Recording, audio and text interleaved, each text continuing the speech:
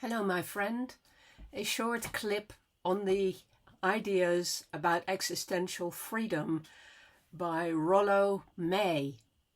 Rollo May was an existential psychotherapist in the 20th century in the USA, and he was the pupil of Paul Tillich, and you will find that his view on existential freedom lines up very nicely with that of Paul Tillich, although Paul Tillich was the theologian and Rollo May was the psychotherapist and psychologist. So it is a more practical application of those same ideas.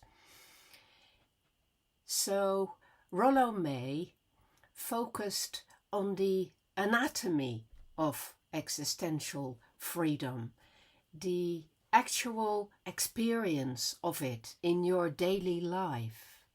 And he kind of bridged the gap between European existentialism and modern psychology.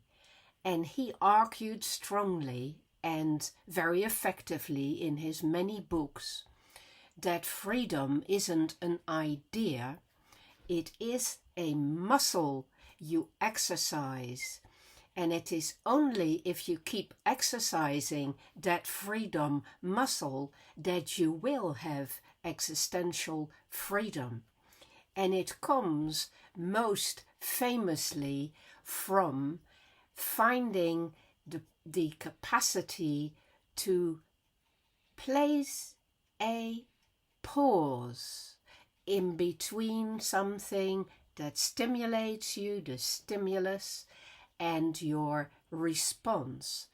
Now, this comes very much from the early 20th century interest in behaviorism, which was all about stimulus and response, showing how animals have an immediate response to a certain stimulus, and you can teach that response to be always the same. Behaviorism was very much the thing humanistic psychology reacted against.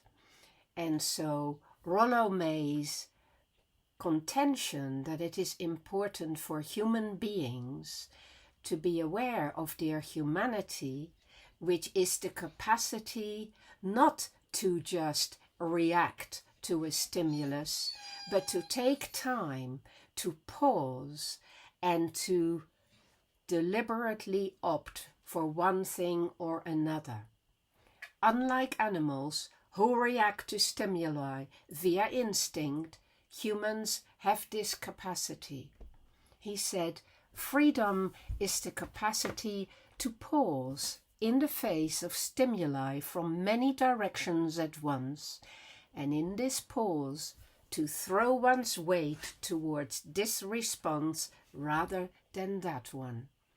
So in that split second where you realize you don't have to get angry when somebody offends you, or you don't have to run away from things that you find difficult, and you don't have to do things by habit or by rote, you actually can create space for yourself, and you can become more and more aware of how many choices and options you can create in your life in that way.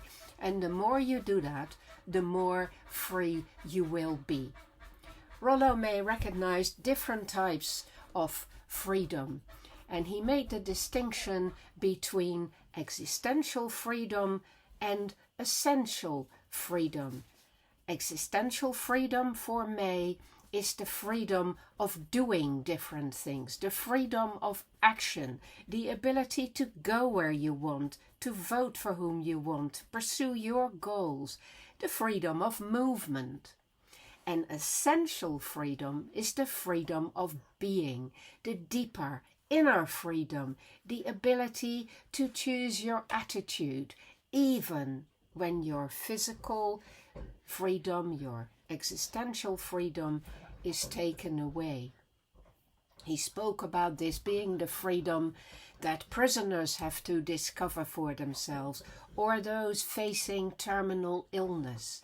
It's of course also exactly what Viktor Frankl was speaking about, and Karl Jaspers in many ways as well. Like Jaspers and like Tillich, of course, May believed that freedom has its opposite in destiny. Destiny is the design of your life, your genes, your biology, your culture, the fact that you will die, all the givens of your existence, whereas freedom is how you relate to that destiny. So freedom, May says, is actually born out of your struggle with destiny. If you didn't have these limits of reality, freedom would be meaningless. You become free by engaging with your limit, not by pretending they don't exist. You can see how May used all these influences from continental philosophy. There's a lot of Tillich, there's a lot of Jaspers, there's quite a lot of Camus, there's quite a lot of Sartre in there. There is an enormous amount of Frankl in there as well. He was very good at bringing it together, bringing it to life, and showing how to apply these ideas to your everyday life and how to use them in psychotherapy as well.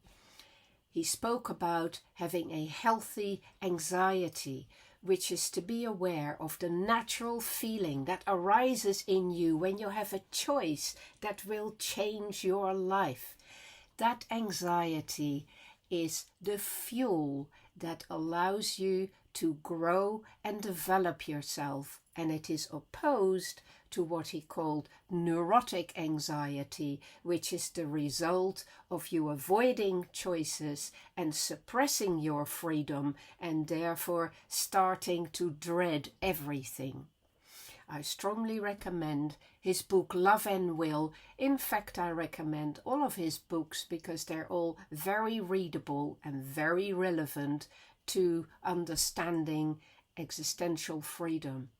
But in Love and Will, he particularly made the point that we have lost the will to choose. We have become passive observers of our own lives because we believe we're so determined by all these laws and scientific processes that we have been observing that we forget that that's all true, but despite all of that, we still can reclaim our existential freedom, which is the power of our own will, which is an organized effort to move towards a specific goal that seems important. So you don't need to be a revolutionary or a martyr to be free, says May. You just need to widen the gap between what has happened to you and how you choose to respond. Very much aligned with Sartre too.